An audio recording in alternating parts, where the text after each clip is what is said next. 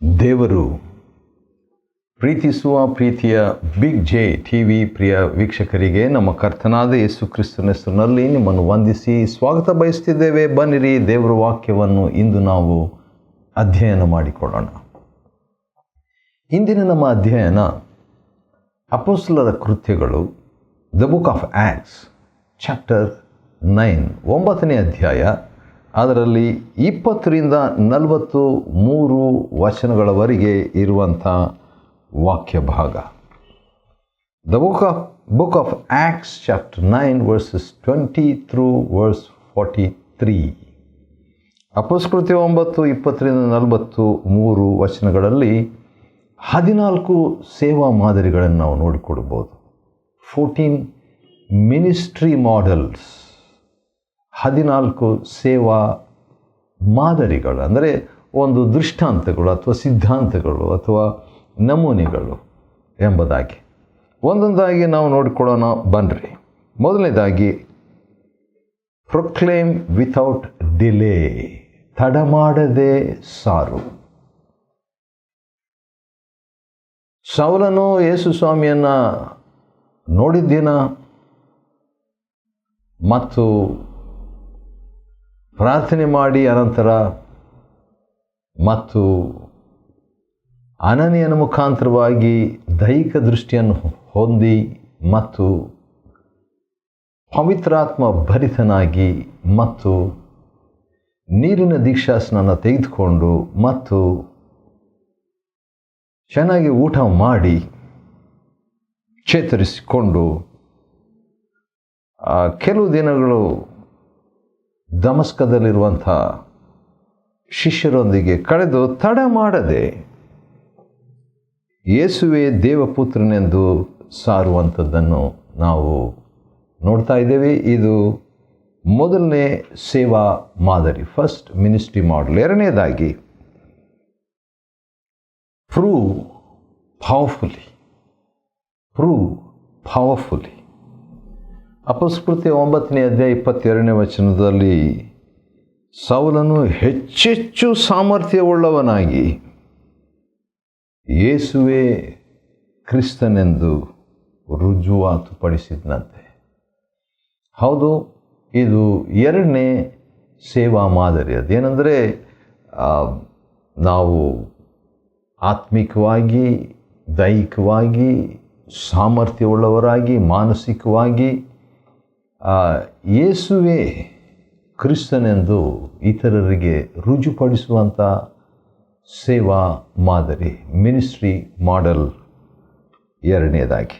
ಮೂರನೇದಾಗಿ introduce to the leaders, ನಾಯಕರಿಗೆ ಪರಿಚಯಿಸುವುದು. ಇದು ಸೇವಾ ಮಾದರಿ 3. ಸೇವೆಯಲ್ಲಿ ಏನಾಗ್ತದೆ, ಕೆಲವರು ಇರ್ತಾರೆ, ಅವ್ರನ್ನ ಹಾಗೆ ಬಿಟ್ಟುಬಿಟ್ರೆ ಅವರು ಒಬ್ಬಂಟಿಗರಾಗಿದ್ದು ಬಿಡ್ತಾರೆ. ಆದರೆ ಬಾರ್ನಬ ಮಾಡಿದ್ದೇನು, ಅವನು ಸೌಲನನ್ನು ಕರ್ಕೊಂಡು ಹೋಗಿ ಅಪೊಸ್ತಲರ ಬಳಿಗೆ ಪರಿಚಯ ಮಾಡ್ತಾನೆ, ಇಂಟ್ರೊಡ್ಯೂಸ್ ಮಾಡ್ತಾನೆ. ಅದು ಅಪೊಸ್ತಲಕೃತ್ಯ 9ನೇ ಅಧ್ಯಾಯ 27ನೇ ವಚನದಲ್ಲಿರುವಂಥ ವಾಕ್ಯ ಭಾಗದಲ್ಲಿ ನಾವು ನೋಡ್ಬೋದು. ಆದ ಕಾರಣ ನಾವು ಕೂಡ ಕೆಲವು ಸಾರಿ ಕೆಲವು ಸೌಲನಂತಿರುವಂಥವರನ್ನು ಪತ್ತೆ ಹಚ್ಚಿ ಅವ್ರನ್ನ ಕರ್ಕೊಂಡು ಸ್ವಲ್ಪ ಹಿರಿಯ ಸೇವಕರ ಹತ್ರ, ಹಿರಿಯ ನಾಯಕರ ಹತ್ರ, ಭಕ್ತಾದಿಗಳಿಗೆ ನಾವು ಪರಿಚಯ ಮಾಡುವಂಥದ್ದು, ಅದು ಕೂಡ ಒಂದು ಸೇವಾ ಮಾದರಿ. ನಾಲ್ಕನೇದಾಗಿ fourth ministry model, teaching in the Lord's name, ಕರ್ತನ ಹೆಸರಿನಲ್ಲಿ ಬೋಧನೆ ಮಾಡೋದು. Wow, I like this. ಇದರ ಅರ್ಥ ನನಗೆ ಗೊತ್ತಿಲ್ಲ, ಆದರೆ ತಿಳ್ಕೊಳ್ಳಿಕ್ಕೆ ಇಷ್ಟಪಡ್ತೇನೆ. ಅಪೊಸ್ತಲಕೃತ್ಯ 9ನೇ ಅಧ್ಯಾಯ ಮತ್ತು ಅದರಲ್ಲಿ 28ನೇ ವಚನದಲ್ಲಿ ನೋಡುವಾಗ ಸೌಲನು ಅಪೊಸ್ತಲರೊಂದಿಗೆ ಇದ್ದು, ನೋಡ್ರಿ 19ನೇ ವಚನದಲ್ಲಿ, 9ನೇ ಅಧ್ಯಾಯ 19ನೇ ವಚನದಲ್ಲಿ ದಮಸ್ಕದಲ್ಲಿ ಶಿಷ್ಯರೊಂದಿಗೆ ಕೆಲವು ದಿನಗಳು ಇದ್ದ. ಅಲ್ಲಿ ಸ್ವಲ್ಪ ವಾಕ್ಯ ಕಲ್ತ್ಕೊಂಡ್ಬಿಟ್ಟ ಮತ್ತು ಅನ್ಯೋನ್ಯತೆಯನ್ನು ಹೊಂದಿಕೊಂಡ್ಬಿಟ್ಟ. ಈಗ 9ನೇ ಅಧ್ಯಾಯ ಮತ್ತು ನಾವು ಅದೇ 9ನೇ ಅಧ್ಯಾಯ 28ನೇ ವಚನದಲ್ಲಿ ನೋಡುವಾಗ ಅಪೊಸ್ತಲರೊಂದಿಗೆ ಯೆರೂಸಲೇಮಿನಲ್ಲಿ ಕೆಲವು ದಿನಗಳು ಇದ್ದು ಈಗೇನು ಮಾಡ್ತಾನೆ, ಕರ್ತನ ನಾಮದಲ್ಲಿ ಬೋಧನೆ ಮಾಡಿದನು. ವಾವ್!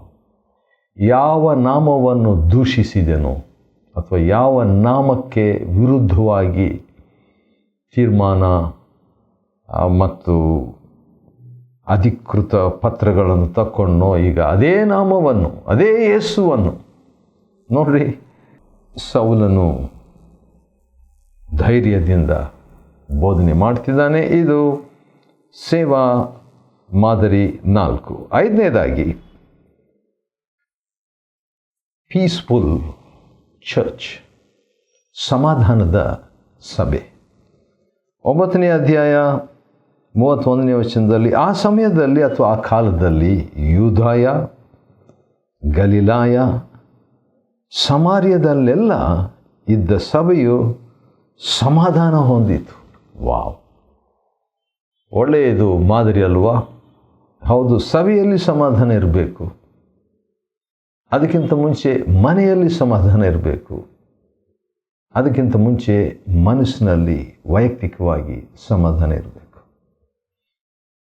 ಆ ರೀತಿಯಾಗಿರ್ಲಿಕ್ಕೆ ದೇವರು ಸಹಾಯ ಮಾಡ್ತಾನೆ ಬಿಡ್ರಿ.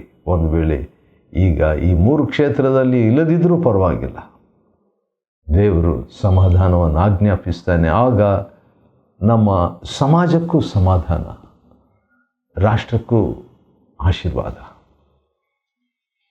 6ನೇದಾಗಿ ಸಮಾಧಾನ ಹೊಂದಿದಲ್ಲದೆ ಸಭೆ ಬಲಗೊಂಡು. Wow! It was a strong church. ಸಭೆ ಬಲಗೊಂಡು ಬಲವಾದ ಸಭೆ ಆಗಿತ್ತಂತೆ ಆ ದಿವಸಗಳಲ್ಲಿ. ಈ ದಿವಸಗಳಲ್ಲಿ ಕೂಡ ಆ ರೀತಿಯಾಗಿ ಅನೇಕ ಸಭೆಗಳಿದೆ. ಅದು ಸೇವಾ ಮಾದರಿ 6ನೇದು. 7ನೇದಾಗಿ ಪವಿತ್ರಾತ್ಮನಿಂದ ಧೈರ್ಯ ಹೊಂದಿ ಸಂಖ್ಯೆಯಲ್ಲಿ ವೃದ್ಧಿಯಾಗ್ತಿತ್ತಂತೆ. ಪವಿತ್ರಾತ್ಮನಿಂದ ಧೈರ್ಯ ಹೊಂದಿ. ಹೌದು, ಸಭೆಗೆ ಧೈರ್ಯ ಬೇಕು, ಸೇವಕರಿಗೆ ಧೈರ್ಯ ಬೇಕು, ವಿಶ್ವಾಸಿಗಳಿಗೆ ಸಾಕ್ಷಿ ಹೇಳಲಿಕ್ಕೆ ಧೈರ್ಯ ಬೇಕು, ತಮ್ಮ ನಿಲುವನ್ನು ವ್ಯಕ್ತಪಡಿಸಲಿಕ್ಕೆ ಧೈರ್ಯ ಬೇಕು. ಆ ರೀತಿಯಾಗಿ ಧೈರ್ಯವನ್ನು ಹೊಂದಿ, ಹೌದು, ಪವಿತ್ರಾತ್ಮದ ಧೈರ್ಯವನ್ನು ಹೊಂದಿ ಸಂಖ್ಯೆಯಲ್ಲಿ ವೃದ್ಧಿ ಆಗ್ತಿದ್ರಂತೆ ಸಭಿಕರು. ಇದು ಸೇವಾ ಮಾದರಿ 7ನೇದಾಗಿದೆ, 7th ಮಿನಿಸ್ಟ್ರಿ ಮಾಡೆಲ್. 8ನೇದಾಗಿ ನೋಡುವಾಗ ಇನ್ನೊಂದು ಭಾಳ ಚೆನ್ನಾಗಿದೆ. ಅದು 9ನೇ ಅಧ್ಯಾಯ. ಇದುವರೆಗೆ ನಾವು ನೋಡಿದ್ದು 9ನೇ ಅಧ್ಯಾಯ 31ನೇ ವಚನದಲ್ಲಿ ಇರುವಂಥದ್ದು. ಅದೇ 9ನೇ ಅಧ್ಯಾಯ 31ನೇ ವಚನದ ಕಡೆ ಭಾಗದಲ್ಲಿ ಏನಂತಿದೆ, ಕರ್ತನ ಭಯದಲ್ಲಿ ಮುನ್ನಡೆಯಿತು.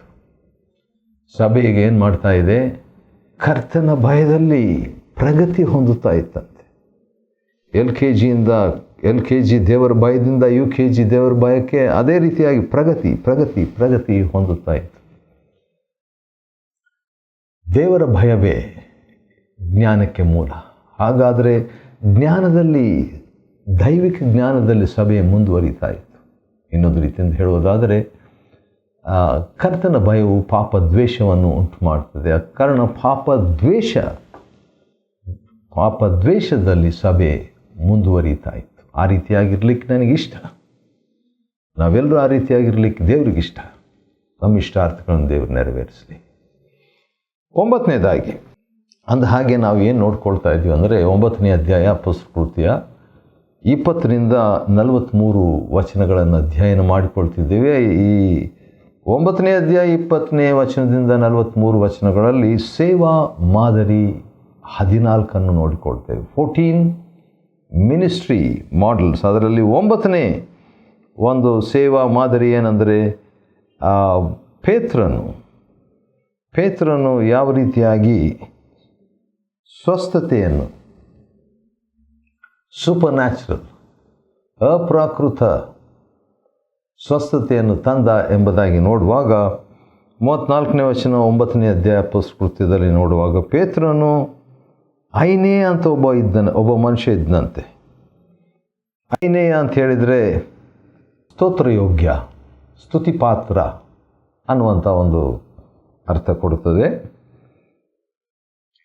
ಅವನು ಪಾರ್ಶ್ವವಾಯು ರೋಗದಿಂದ 8 ವರ್ಷ ಹಾಸಿಗೆ ಹಿಡಿದಿದ್ದ ಐನೇಯ.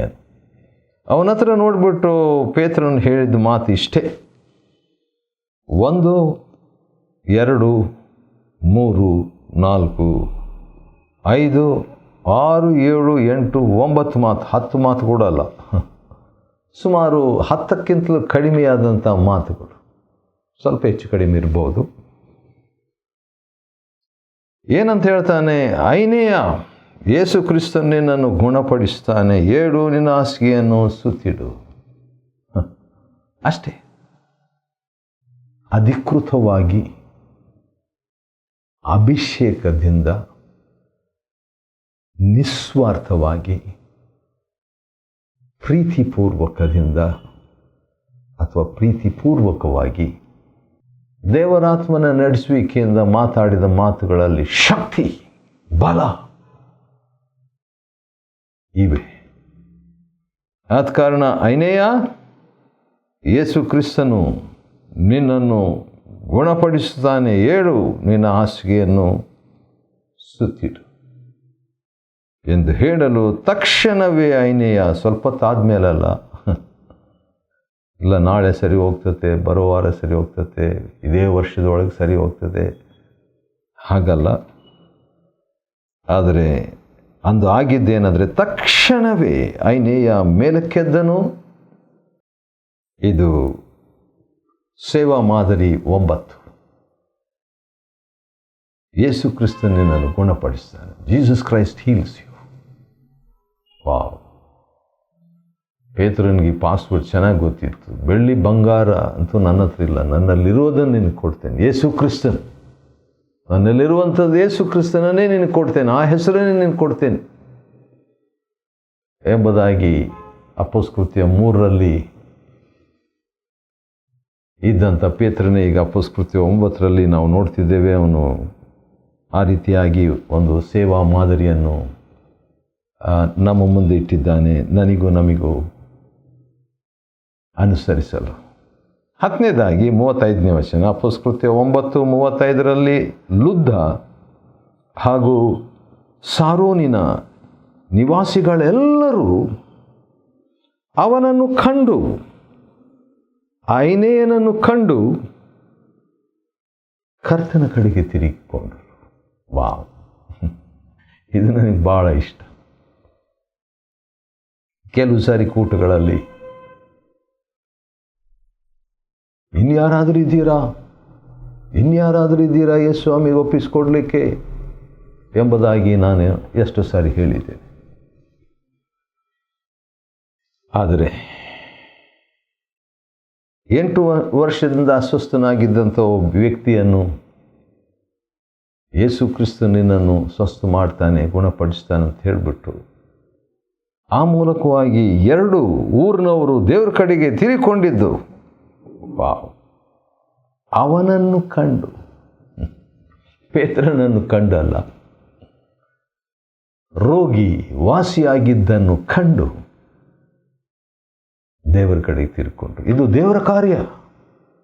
ಅದರ ಬಗ್ಗೆ ನಾವೇನು ತಪ್ಪು ಕಂಡುಹಿಡಲಿಕ್ಕಾಗಲ್ಲ. ಆ ರೀತಿ ಆಗಿದೆ. ದೇವರ ವಾಕ್ಯದಲ್ಲಿ ದೇವರ ಆತ್ಮನು ಅಪೊಸ್ತಲಕೃತ್ಯ 9ರಲ್ಲಿ ಮತ್ತು 35ರಲ್ಲಿ ಬರೆದಿರುವಂಥ ಸಾಕ್ಷಿಯನ್ನು ನೋಡ್ತೇವೆ. ಸರಿ, ಇದುವರೆಗೆ 10 ಸೇವಾ ಮಾದರಿಗಳನ್ನು ನಾವು ನೋಡಿದ್ವಿ. ಇನ್ನು 4 ಸೇವಾ ಮಾದರಿಗಳನ್ನು ನಾವು ನೋಡೋಣ. ಅಪೊಸ್ತಲಕೃತ್ಯ 9:20-43 ವಚನಗಳಲ್ಲಿ ಇರುವಂಥ ಸೇವಾ ಮಾದರಿಗಳಲ್ಲಿ 11ನೇದು ಏನಂತ ಹೇಳಿದರೆ, ಒಬ್ಬ ಸಹೋದರಿ, ಒಬ್ಬ ಮಹಿಳೆ ತಬಿಥಾ, ಅಥವಾ ಆಕೆಗೆ ಇನ್ನೊಂದು ಹೆಸರು ಕೂಡ ಇದೆ, ದೋರ್ಕ ಎಂಬಂಥ ಒಂದು ಹೆಸರು. ಮತ್ತು ಈ ದೋರ್ಕ ಅಥವಾ ತಬಿಥಾ ಎಂಬಾಕೆ ಭಕ್ತಿವಂತಳು, ಶಿಷ್ಯಳು.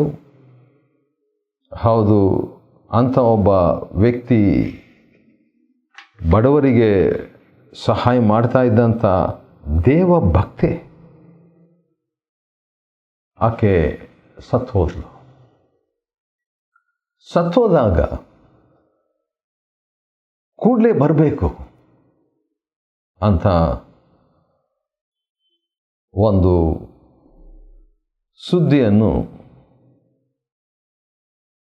ಪೇತ್ರನಿಗೆ ಕಳಿಸ್ತಾರೆ. ಯಾಕಂದರೆ ಪೇತ್ರನು ಆ ಲುದ್ದದಲ್ಲಿ ಇದ್ದನಲ್ವಾ, ಐನೇಯನನ್ನು ವಾಸಿ ಮಾಡಿದ ಆ ಒಂದು ನ್ಯೂಸ್ ಇವ್ರಿಗೆ ಬಂದಿರ್ತದೆ. ಆದ ಕಾರಣ ಈಗ ಯೋಪದಲ್ಲಿ ಈಕೆ ಸತ್ತು ಹೋದ್ಲು. ಆದ ಕಾರಣ ಲುದ್ದದಲ್ಲಿ ಇರುವಂಥ ಪೇತ್ರನಿಗೆ ಬೇಗನೆ ಬರಬೇಕು ಅಂತ ಹೇಳ್ತಾರೆ, ಡೆಡ್ ಬಾಡಿ ಇಟ್ಕೊಂಡು. ಸಾಮಾನ್ಯವಾಗಿ ಸತ್ತಿದ್ದಾರೆ ಬನ್ನಿರಿ ಅಂತ ಹೇಳಿದರೆ ಶವ ಸಂಸ್ಕಾರಕ್ಕೆ ಅಂತ. ಆದರೆ ಇಲ್ಲಿ ಉದ್ದೇಶ ಅವ್ರದ್ದು ಬೇರೆ ಇತ್ತು. ಏನಂತ ನೋಡೋಣ ಬನ್ನಿರಿ. ಪೇತ್ರನು ಬರ್ತಾನೆ, ಯಾಕಂದರೆ ಲುದ್ದ ಯೋಪಕ್ಕೆ ಸಮೀಪವಾಗಿತ್ತು. ಬೇಗ ಬಂದಾಗ ಆ ದೋರ್ಕಳು ಜೀವದಿಂದ ಇದ್ದಾಗ ಮಾಡಿದಂಥ ನಿಲುವಂಗಿಗಳು, ಇತರ ಬಟ್ಟೆಗಳನ್ನು ಅವನಿಗೆ ತೋರಿಸ್ತಾ ಅಳ್ತಾ ಇದ್ರಂತೆ. ಪೇತ್ರನು ಅವರೆಲ್ಲರನ್ನು ಕೋಣೆಯಿಂದ ಹೊರಗೆ ಕಳಿಸ್ಬಿಟ್ಟು ಶವ ಹತ್ರ, ಮೃತ ಸ್ತ್ರೀಯ ಆ ಶವದ ಹತ್ರ ಮೊಣಕಾಲೂರಿ ಪ್ರಾರ್ಥನೆ ಮಾಡಿ ಆ ಮೃತ ಸ್ತ್ರೀಯ ಕಡೆಗೆ ತಿರುಗಿಕೊಂಡು, ತಬಿಥಾ ಏಳು, ಎದ್ದೇಳು, ಗೆಟಪ್. ಅಷ್ಟೇ, ಎರಡೇ ಮಾತು. ಅಲ್ಲಿ 8 ವರ್ಷ ಅಸ್ವಸ್ಥನಾದಂಥ ಐನೇಯನ ಹತ್ರ ಸುಮಾರು 8-9 ಮಾತುಗಳನ್ನು ಆಡಿದ. ಈಗ ಸತ್ತು ಹೋಗಿದ್ದ ವ್ಯಕ್ತಿ ಹತ್ರ ಏನು ಮಾತು ಕೇಳಿಸಲ್ಲಲ್ವ? ಏನೋ ಕಾರಣ ಬಹುಶಃ ನನಗೆ ಗೊತ್ತಿಲ್ಲ. ಆದರೆ ಎರಡೇ ಮಾತು, ತಬಿಥಾ ಎದ್ದೇಳು. ಆಕೆ ಮೊಣಕಾಲೂರುವಂಥದ್ದು ಅದು ಸೇವಾ ಮಾದರಿಯ 11ನೇ ಮಾದರಿ. 12ನೇ ಮಾದರಿ ಏನಂದರೆ ಸ್ಪೀಕ್ಸ್ ಟು ದ ಡೆಡ್. ಸಮಸ್ಯೆಗೆ ಮಾತನಾಡುವಂಥದ್ದು, ಶವದ ಹತ್ರ ಮಾತನಾಡುವಂಥದ್ದು. ಲಾಜರನ್ನೇ ಹೊರಗೆ ಬಾ ಅಂತ ಹೇಳಿದ ಹಾಗೆ ಶವಕ್ಕೆ ಮಾತನಾಡುವಂಥದ್ದು. ಹೌದು, ಇದು 12ನೇ ಸೇವಾ ಮಾದರಿ. ಆಕೆ ತಕ್ಷಣ ತನ್ನ ಕಣ್ಣು ತೆರೆದು ಪೇತ್ರನನ್ನು ಕಂಡು, ಯಾಕಂದರೆ ಅಲ್ಲಿ ಪೇತ್ರ ಇದ್ದಾನೆ, ಅಲ್ಲಿ ಅಳ್ತಾ ಇದ್ದವರೆಲ್ಲ ಹೊರಗಿದ್ದಾರೆ. ಈಗ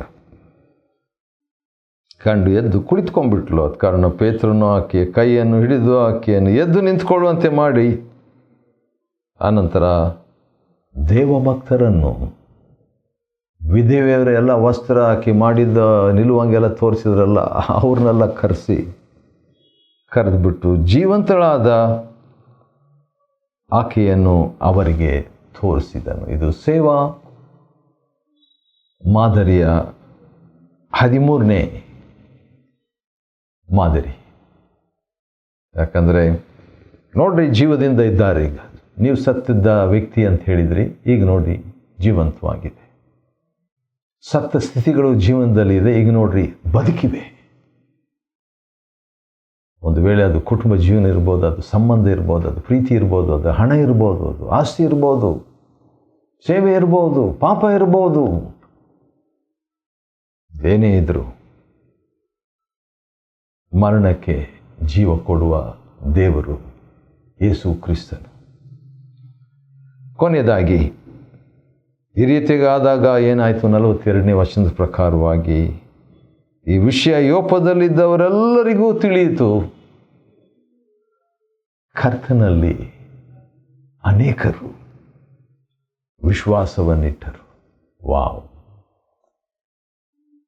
ಯೇಸು ಕ್ರಿಸ್ತನಲ್ಲಿ ಅನೇಕರು ವಿಶ್ವಾಸ ಇಟ್ಟರು. ಯಾಕಂತ ಹೇಳಿದ್ರೆ ಇಂಥವರು ಬಡವರಿಗೆ ಸಹಾಯ ಮಾಡುವಂಥ ಒಳ್ಳೆಯ ಭಕ್ತಿವಂತಿಯಾಗಿರುವಂಥ ಈ ವ್ಯಕ್ತಿ ಸಾಯಬಾರ್ದು, ಇನ್ನೂ ಸ್ವಲ್ಪ ಬದುಕಬೇಕು, ಸತ್ತರು ಎದ್ದು ಆಕೆ ಮುಂದುವರಿಸಲಿ ಅನ್ನುವಂಥ ಉದ್ದೇಶದಿಂದ ದೇವರು ಎಬ್ಬಿಸಿರಬೇಕು. ಆದ ಕಾರಣ ಪೇತ್ರನು ಎಬ್ಬಿಸಿದ್ದಾನೆ. ಈ ರೀತಿಯಾಗಿ ಅಪೊಸ್ತಲ ಕೃತ್ಯ 9ನೇ ಅಧ್ಯಾಯ 20-43 ವಚನಗಳಲ್ಲಿ 14 ಸೇವಾ ಮಾದರಿಗಳನ್ನು ಅಧ್ಯಯನ ಮಾಡಿಕೊಳ್ಳುವಂತೆ ದೇವರು ಕೊಟ್ಟ ಕೃಪೆಗಾಗಿ ಆತನಿಗೆ ಸ್ತೋತ್ರವಾಗಲಿ. ದೇವರು ನಿಮ್ಮನ್ನು ಆಶೀರ್ವದಿಸಲಿ.